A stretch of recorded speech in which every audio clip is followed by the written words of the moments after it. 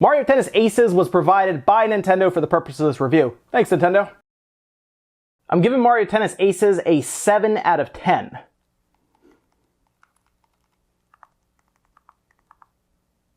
Oh, you're still here. I just saved you from having to jump to the end of the video or scroll all the way down to the bottom of a web page to see the score. Do you actually want to hear why I gave it a 7 out of 10? Are you sure? Huh, you're one of the good ones. All right, let's talk about Mario Tennis Aces. So Mario Tennis Aces is the latest in the line of Mario Tennis games. Give you a little backstory for me. Mario Tennis is my favorite Mario sports title. I would give it to Mario Strikers. There just hasn't been as many, and honestly, there's only really one good Mario Strikers game. That was on the GameCube, whereas Mario Tennis was good from the 64 to the GameCube, and I really liked the GameCube version of the game. And then we got to the last installment of the game, and that was not good. Oh my gosh! Wow. Okay. Can we put a blur on that? That's really inappropriate. Can we do? Thank you. All right. Good. You know what? No. Just get it out of frame. Just put it out of frame. All right. Thank you. Okay. If you're watching with your kids, I am really sorry. That was very uncalled for. Yes, Mario Tennis Ultra Smash is probably the worst in the line of Mario Tennis games. We're talking lacking content for Mario Aces, or Tennis Aces. Ultra Smash had barely any. It was not a good game. The Metacritic scores were really bad, and it just overall was a $50 game that was barely worth $20, maybe even $10, to be honest. It just wasn't good. So I was hopeful when Mario Tennis Aces was announced because it looked like they were going to put more time from Camelot and Nintendo into this game to try to redeem the series and put it on the right track again. And technically, they have put it on the right track, but they still have a ways to go. So let's start with the adventure mode. The adventure mode is interesting because we did not have any kind of adventure mode in the last one. So when I saw this, I said, good, they're putting in a single player. However, this adventure mode is still not as good as what I played on something like the Game Boy or the Game Boy Advance. See, I want something like that in the console version. That was a good single player compared to everything else pretty much in the Mario Tennis series. But this isn't quite there. It has RPG elements, which we're going to get into, and it technically has some customization with your rackets, and probably the best boss battles we've ever seen, but it just falls flat in the department of replayability and any type of actual customization. The adventure mode starts with Luigi taking a cursed racket from an evil Waluigi and Wario, turning Luigi evil and messing up the kingdom. At that point, you take control of Mario to track down Luigi and, yes, that's right, 5 Power Stones to break the curse and set things back to normal or something like that. The plot's really weird, to be honest. The cutscenes are pretty generic, pretty boring. You never actually see the Power Stones at all, and it's mostly just Mario on one side with Toad, and then your enemy or someone you meet on the other side, and just dialogue at the bottom. There really isn't much outside of the first cutscene that takes place. That was pretty cool.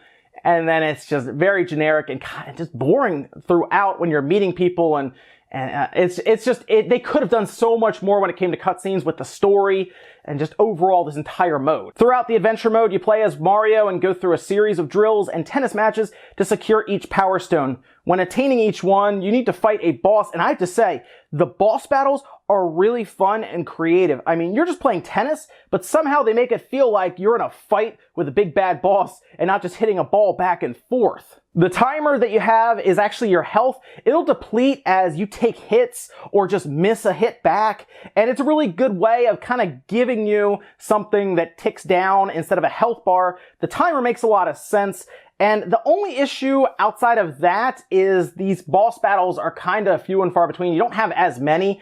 And honestly, the entire adventure mode is 4 or 5 hours long, and there's really no reason to replay it. See, while you're playing, you will level up. Mario does level as you play through, and you get experiences from winning or even losing. You'll still get experiences. The stat points seem to be assigned at random, which is kind of a shame. I'd like to have had the option to do it myself, so that way I could play back through it and actually put the stat points where I want. Maybe I want him to be super powerful and I put it all into power, or maybe I want him to have a lot of stamina or speed and be able to run around real fast.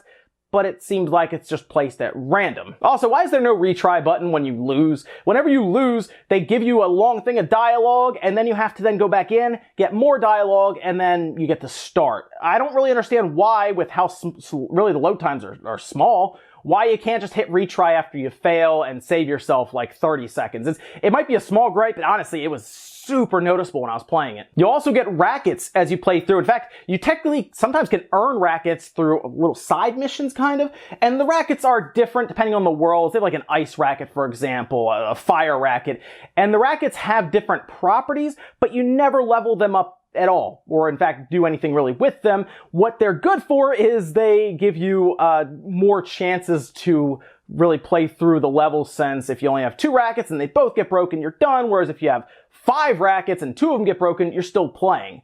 So there's really, when I got them, I really didn't know what the whole reason. I played through it without ever really changing rackets, to be honest, and never had an issue. But if they had given me the option of doing things like leveling up each racket individually with skill points that you earn with your leveling up, and then you also get stuff you can put into any rackets you want. See, there's right away another layer they could have added, but they chose not to. They also chose not to give you any reason to play back through it, whether it's buying new stuff like, gear, whether it's, a hat or wrist guards or shoes or strings for your tennis racket. What if they give you topspin strings? What if they give you slice strings with flat string? There's a lot of stuff they could do that if you play tennis, these things exist. That would have been great. I've seen games do this. That's the thing that kind of frustrates me. Virtua Tennis did that back in the day on the Dreamcast, and I loved it, where you buy different things for your characters, you buy a doubles partner, or you hire them. It just seems like they went for a minimal effort, and I think the reason they did that is because they didn't have anything to compare to from last time. See, Ultra Smash was so bad, I feel like they came into this thinking, well, if we do anything, it's better than what we did before. The good news is, and I hope this is true, is that next time we have a tennis game, they can't use that same logic, since they're going to be compared to aces, and that technically has a single player. So I hope next time is actually more in depth, because they're missing any reason for anyone to play back through. In fact, when you beat it, there's nothing to really do. You can restart everything and play back through it, but since you can only play as Mario, I don't really know why you would. At this point, the Game Boy and Game Boy Advance games still have the best campaign, and that's really hard for me to grasp when we have something like the Switch, where they could do some really cool stuff. I don't know if they had an issue in development or it just took longer to get it done or something, but they need to spend more time on that going forward, as if they had a good single-player mode that lasted twice as long and had way more stuff to do and a reason to replay it, there would just be more content in general, and that is what this game is lacking. Now, the one thing about the adventure mode is it does teach you how to play the game. The drills, essentially, that are pretty much disguised as matches against your enemies, or trying to knock down all these different Shy Guys or stuff like that, that does help you. It really does. You will build up your timing with bosses, where you have to learn how to stop their power shots. And it does help. I found myself actually becoming much better by playing through it. And then when it was time for me to actually go play the multiplayer, I was way more prepared than the first time I jumped online. Speaking of which, let's talk about the gameplay. The gameplay is fantastic. This is the best Mario Tennis has ever played. And that's saying something, because I like the GameCube's gameplay up until now. Like, the gameplay on the GameCube was the best. This is now the best. If you have people you're going to play with, and you don't really care as much about the single player, but you have friends that will play this constantly, you can jump into this knowing that this will be the best Mario Tennis you guys have ever played. Seriously, everything feels great when you hit it, whether it's your topspin shots to try to get a nice angle on somebody, or the slice to try to curve around, or hit a nice drop shot, or even the lobs. Everything connects and feels like it has purpose when you hit it, and that's fantastic. I really like the way it plays. And they've added things like a power meter, which can do a couple different things. So you can play as simple, or you can play as standard. And the standard, of course, is where you get the power meter and everything.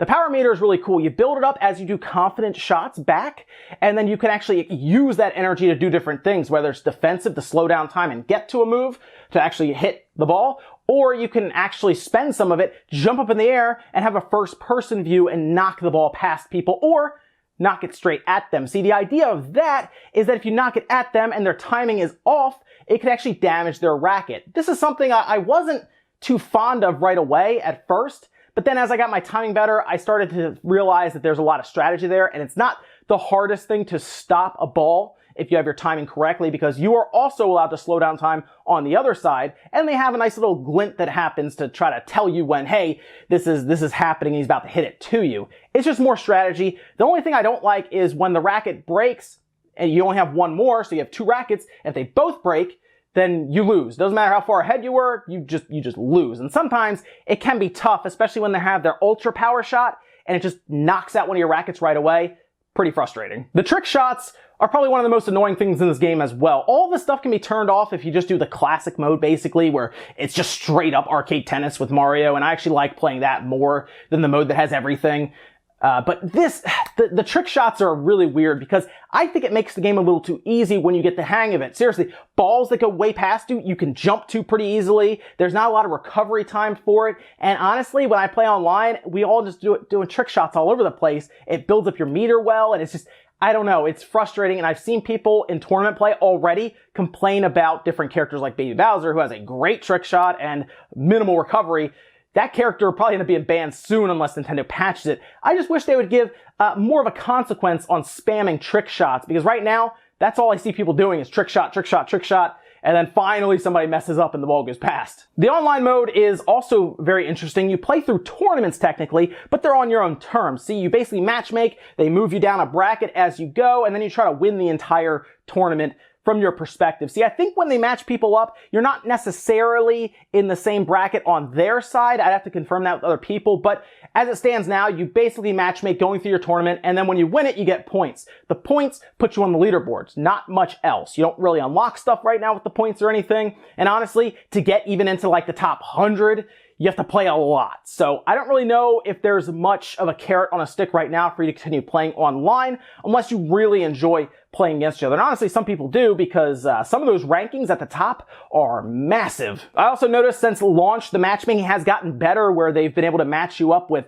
skilled players that are on your level much more than it was before, because like the second time I tried when on launch day, I got paired with someone who had thousands of points and I was just starting off, and I was like, that's weird. But now it seemed to always be at least within a couple hundred points of every person that I play against. So they've at least updated it some now to try to fix that. Now you do also have custom game types where you can technically match up against your friends if you want and just play. There are some limited options that we're going to go over here in a minute. But when we tried playing it, myself and Evan, we actually did it locally through just the two systems talking to each other. It worked great. No lag or anything, and we liked it. I would like a few more options, but we did at least get to play doubles against the computer together, and it was a lot of fun when we turned their difficulty up and we just try to beat them. It was a good time doing that, or of course, you can play against each other even without a wireless access point. The game visually looks amazing, seriously. The colors on screen really pop off. The game itself runs at a 1080p resolution, 720p in handheld, and man, the frame rate, from what I can tell, is completely smooth. I've never really felt like I've lost a point because a frame dropped. Seriously, 60 frames across the board, and if it has dropped, I haven't noticed. So to me, that's fine. All right, let's talk about some of the issues here. One, obviously, the adventure mode. I've gone over that a lot. They need more. They need more. There's something else here, whether they do add an expansion, which I think should be free because there's not a lot there now, or there's an expansion, or they just add more customization options or something. They just need more to that part of the game. Seriously, it's like 4 or 5 hours and you're done. You have no reason to play back through it. It just plays really as one long tutorial. And then the other thing that very much confuses me is the customization options for playing offline with friends on the same screen. I understand online, they want to keep everything quick, right? It makes sense to me, whether it's a tiebreaker setup or it's a one set with 2 games and that's it. That's fine online because they want to keep it to like a 5 or 10 minute match. But offline, I don't understand why we can't do anything other than that. We pretty much can pick between a tiebreaker or a one set with 2 games match. What is going on here? Seriously, why can't we do however long we want it to be? We're playing with our friends offline. We should be able to have a wealth of options. I should be able to say, you know what? Let's do a best of 3 sets. So, 2 or 3.